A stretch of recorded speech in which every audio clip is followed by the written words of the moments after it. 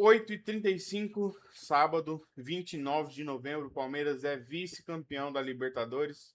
E eu quero, neste momento, fazer um vídeo para falar sobre a temporada do Palmeiras, abrir esse espaço para você, palmeirense, também falar sobre essa temporada do Palmeiras. Eu tenho muito a dizer e eu sei que você também tem muito a dizer, então o espaço dos comentários está aberto. Eu peço que você curta e comente para a gente, bom, ter esse espaço para falar como palmeirense, né?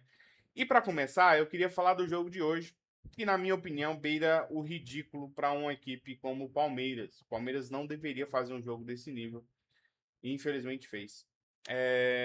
Foram 40% de posse de bola.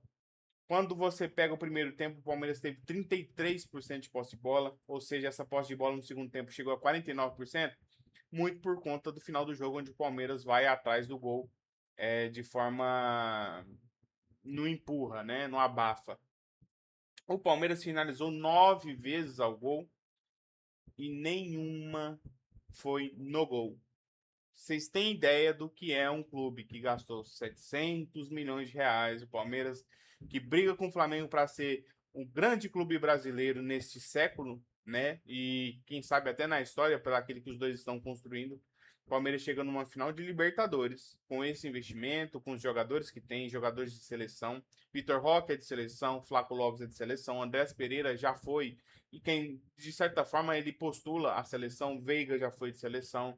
O Aníbal, que estava no banco hoje, é de seleção. O Emiliano Martínez, o Facundo, o Sousa, o Gomes, são Piquerez, são vários jogadores de seleção no Palmeiras e o Palmeiras não pode ter um número desses, cara. O Palmeiras não pode chegar numa final e não chutar a bola no gol, não fazer o goleiro adversário trabalhar.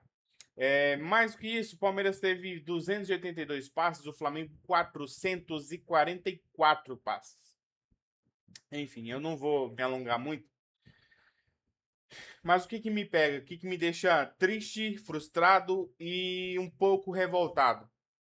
O Palmeiras chegou no dia 29 de novembro, final da Libertadores, sem a possibilidade de ser campeão brasileiro, né? E aí quando a gente vai puxar os jogos que foi essa reta final de Campeonato Brasileiro, né?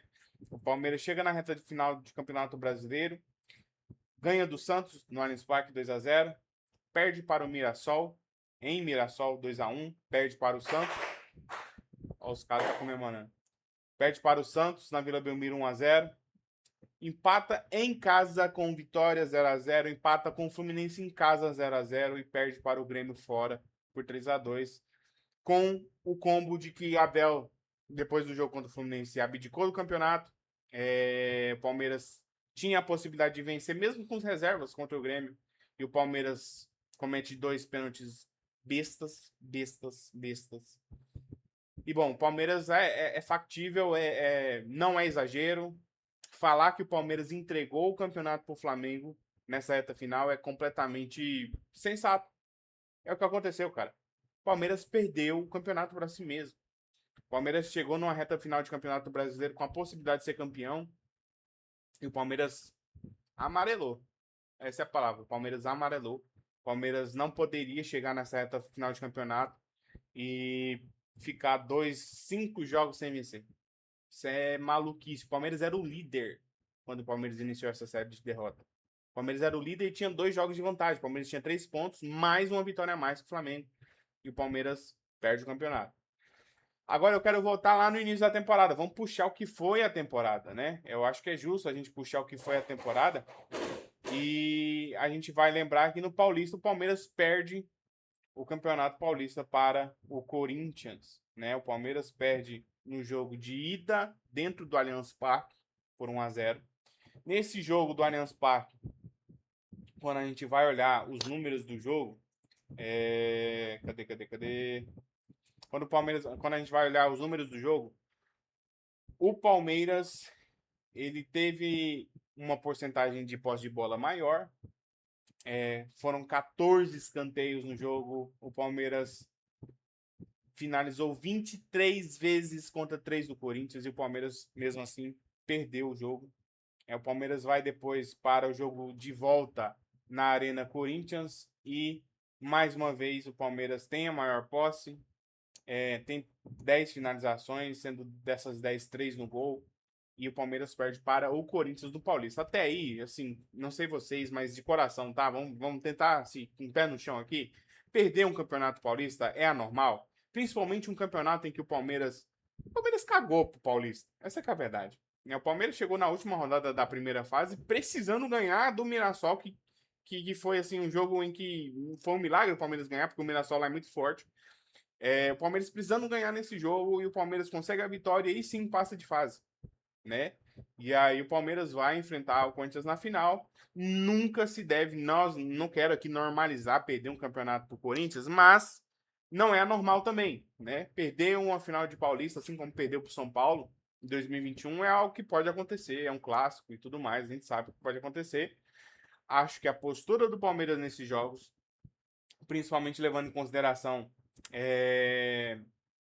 o pênalti perdido pelo Estevão e tudo mais, eu acho que a postura não foi legal. Mas, ok, disso aí passa. Vamos agora para a Copa do Brasil. Palmeiras, de novo, pega o Corinthians na Copa do Brasil. O Palmeiras enfrentou o Corinthians nas oitavas de final, né? O Palmeiras enfrenta o Corinthians primeiro. O primeiro jogo foi... Perdão. O primeiro jogo foi na casa do Corinthians, né? 1-0 para o Corinthians. Um jogo em que, nesse sim, eu acho até que o Palmeiras não jogou mal. Mesmo que teve um jogador a menos quando o Aníbal é expulso. Perdão, tô falando do segundo jogo aqui, cara. Tô vacilando. Enfim, no primeiro jogo o Palmeiras perde para o Corinthians. Quando o Yuri Alberto perde o pênalti, né? E aí eu tenho um gol do Maurício anulado nesse jogo também. O Palmeiras nessa partida teve 49% de posse de bola. O Palmeiras finaliza 11 vezes, sendo 4 no gol, e perde a volta em casa quando o Aníbal faz aquela cagada e é expulso no começo do jogo. O Aníbal expulso, o Corinthians faz 2-0 no Allianz Parque, o Palmeiras é eliminado. Ali eu acho que já acendeu um alerta do quanto esse elenco não tem cabeça de campeão, não tem postura de campeão. E o Palmeiras não foi campeão paulista, da Copa do Brasil, brasileiro e Libertadores por conta da postura do elenco. O Palmeiras não tem mais aquela raiz de campeão, aquela postura de campeão, a mentalidade de campeão. E isso foi muito perceptível. Quando a gente puxa o Mundial, o Palmeiras começa a primeira fase jogando bem. Isso é bem verdade. O Palmeiras, infelizmente, não ganhou do Porto, mas jogou bem contra o Porto. Contra o Miami, o Palmeiras vacilou em alguns momentos assim cruciais, mas não achei tão terrível. Mas de toda forma deveria ter vencido. Chega a segunda fase.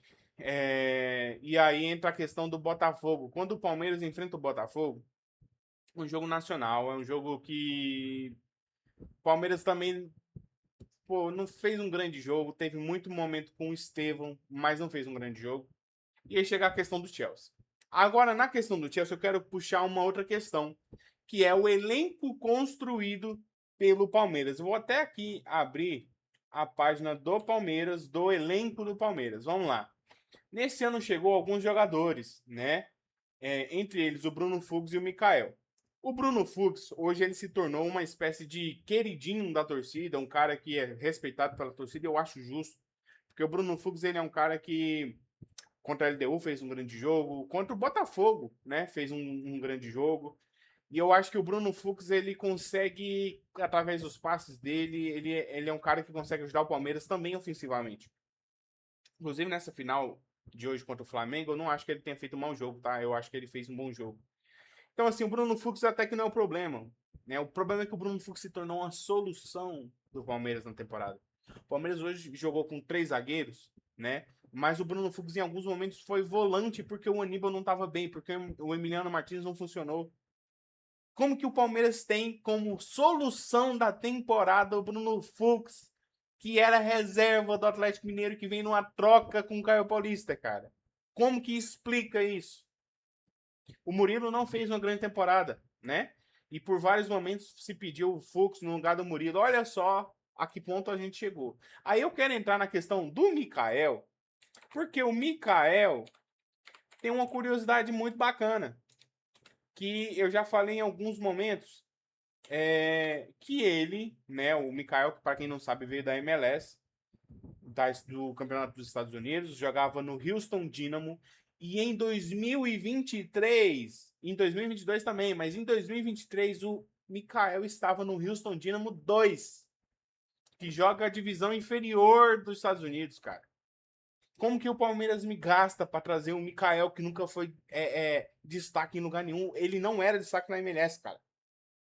Então o Palmeiras ele me gasta para trazer o Mikael e o Mikael não funciona como um grande zagueiro, como um bom reserva.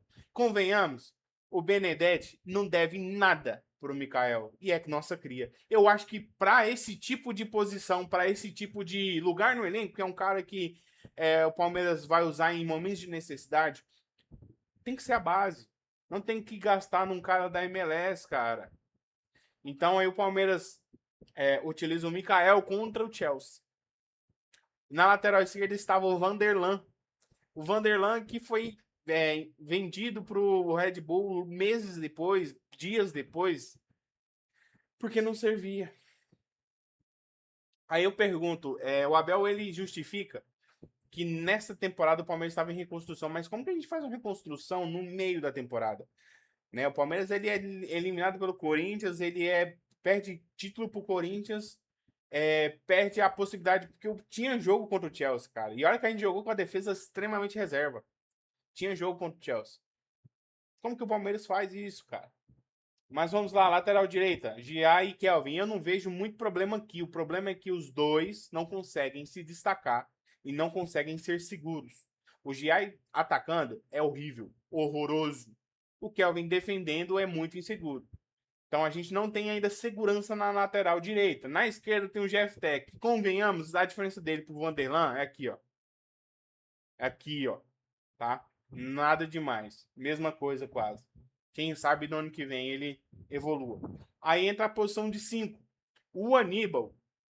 Aqui eu vou fazer aqui. Eu vou dar um pouco. Ajudar um pouco o Abel, ajudar um pouco a diretoria.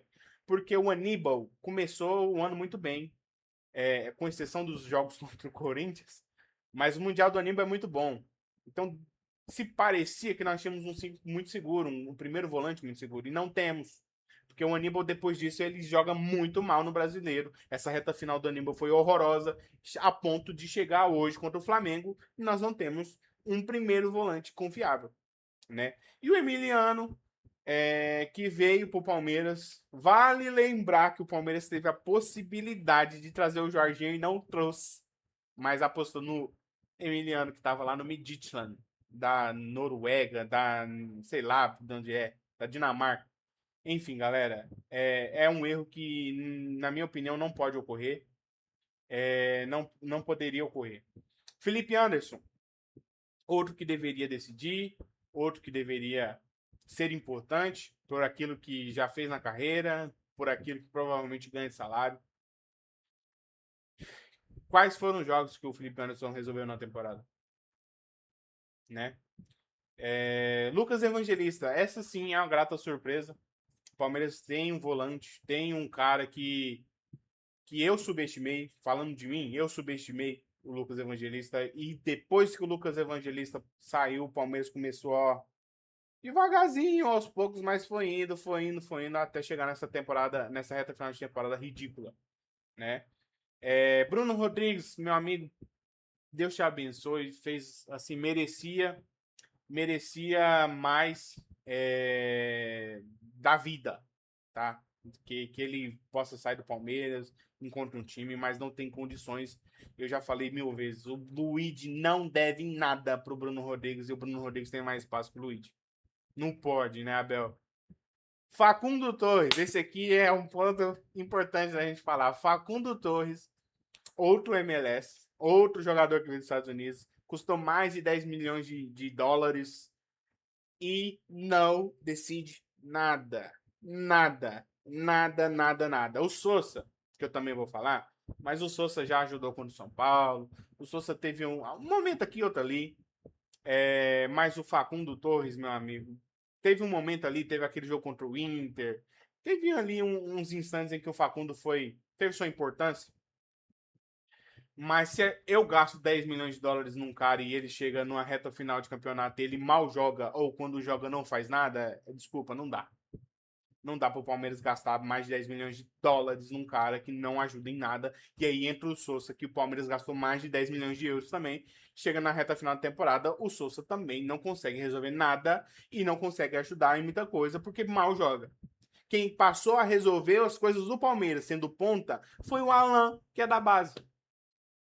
Então, de quem é a culpa? De quem é a culpa? O Palmeiras gastar 20 milhões de euros em dois pontas que teoricamente são de seleção, o Sousa e o Facundo, mas os caras simplesmente não resolveram nada. A culpa é de quem? Quem que vai responder pelo fato do Palmeiras investir tanto e não ter retorno, né?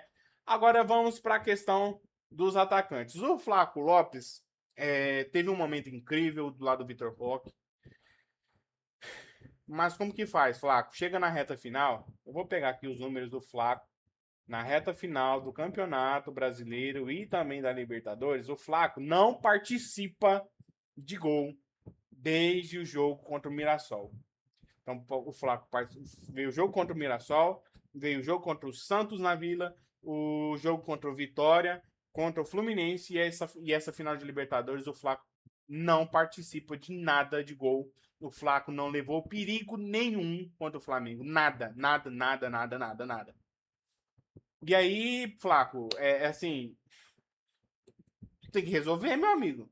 Tu tem que resolver, tá na hora de tu resolver. Foram 2, 3 anos do Flaco aqui. Ah, tem que ter calma com o Flaco vai melhorar, o Flaco vai crescer. Chega na reta final do campeonato, o Flaco some. Não tem como, Flaco. Não dá. Vitor Roque, pra mim, vai passar ileso nessa aqui. Porque o Vitor Roque é quem luta, é quem briga, é quem vai atrás, faz de tudo. E não merece. Não, eu acho que não tem asterisco no Vitor Roque, não. Maurício é outro. Mais um que sumiu na reta final de temporada. Mais um que você não sabe se pode confiar. Andréas Pereira passa reto também, tranquilo. Rafael Veiga teve um início de temporada bem complicado, machucou, teve complicações aparentemente psicológicas, a gente não pode afirmar, mas é o que deu a entender em algumas entrevistas dele. Ajudou contra o River, ajudou contra a LDU. Na reta final ele apareceu, né? Não sei a questão física dele, mas assim, desculpa, vai passar reto também. Assim como o Gustavo Gomes, que eu não falei lá no começo, teve quem decretou que o Gustavo Gomes não servia mais. O Gustavo Gomes não só serve mais, como é o único jogador de defesa do Palmeiras confiável em 2025. Por fim, Abel Ferreira, o Palmeiras existiu um Palmeiras que marcava por zona, um Palmeiras que era defensivamente muito, muito, muito seguro. E esse Palmeiras começa a acabar em 2023. Coincidentemente, a partir de 2023, o Palmeiras começou a marcar de forma individual. O Palmeiras marcando de forma individual passou a ser um time que contra Chelsea, Flamengo, Cruzeiro, Mirassol, Botafogo, Fluminense, contra times que ou estão no mesmo nível, um pouquinho acima, ou um pouquinho abaixo, o Palmeiras não consegue jogar, não consegue ser seguro contra esses times. Como pode, Abel?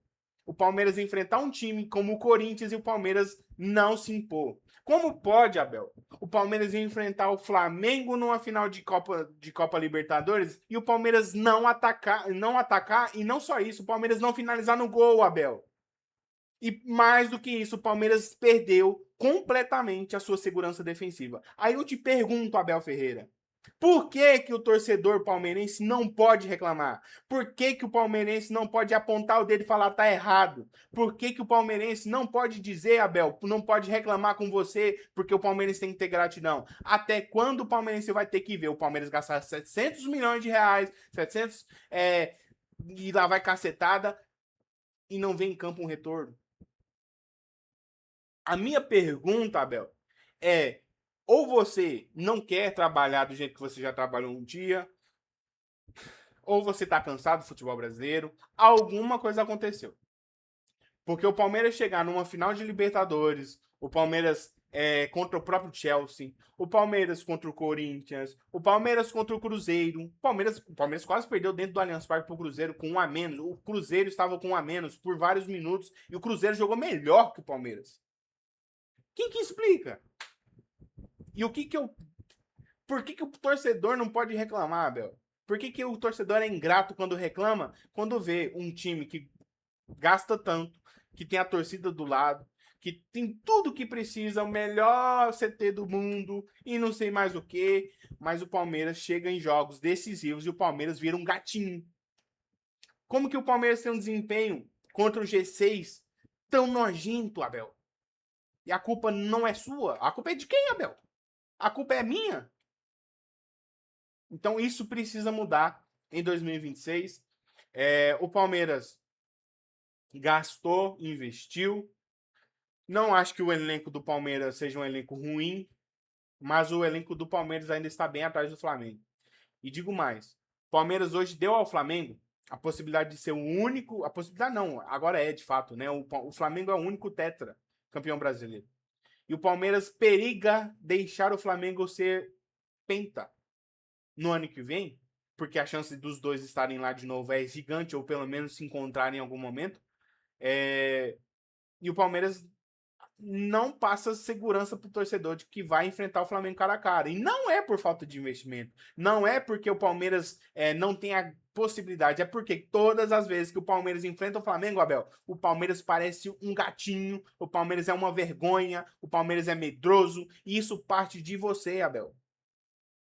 Seja mais corajoso e jogue como o Palmeiras, Abel. Tenha a postura de um treinador da Sociedade Esportiva Palmeiras, de um treinador que tem hoje o maior e melhor, né? Porque nunca deixa de receber o maior salário do país. Abel Ferreira, você precisa fazer o Palmeiras evoluir. E não adianta vir com conversa de arbitragem, de calendário, de mais não sei o quê, porque o Flamengo joga com o mesmo, cara. E o Flamengo conseguiu ter uma temporada digna de Flamengo. O Palmeiras não teve uma temporada digna de Palmeiras. E eu espero que em 2026 seja diferente. Porque já que o Abel vai ficar, isso eu nem entrei na questão do Abel ficar ou não ficar nesse vídeo, porque pelo jeito, né, não tem conversa. É o que vai acontecer. Então, por favor, Abel, com o respeito que você tem, aparentemente tem pelo Palmeiras, pelo torcedor palmeirense, para de tratar o Palmeiras como se o Palmeiras fosse o São Paulo. Quem joga contra o Flamengo desse jeito é o São Paulo. Quem tem que jogar contra o Flamengo desse jeito é o Santos. Não é o Palmeiras, Abel. Palmeiras não. Eu vou repetir de novo: o Palmeiras não pode chegar numa final de Copa Libertadores da América e não finalizar no gol por medo. Medo. O Palmeiras não finalizou o gol por medo, Abel Ferreira.